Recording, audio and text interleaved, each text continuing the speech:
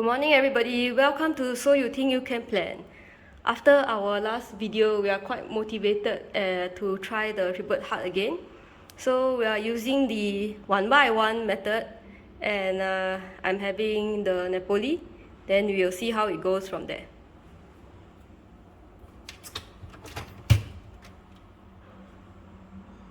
Pure water tank, pause. And we are back.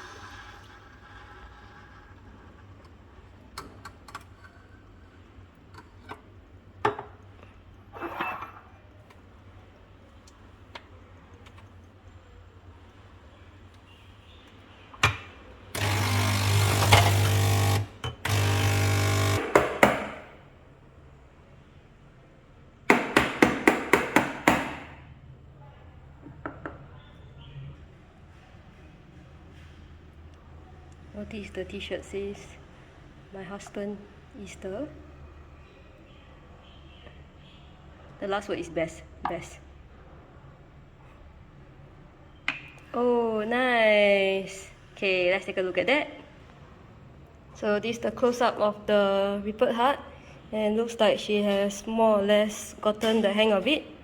Very good. Clear lines and quite centered in the cup. It's a success.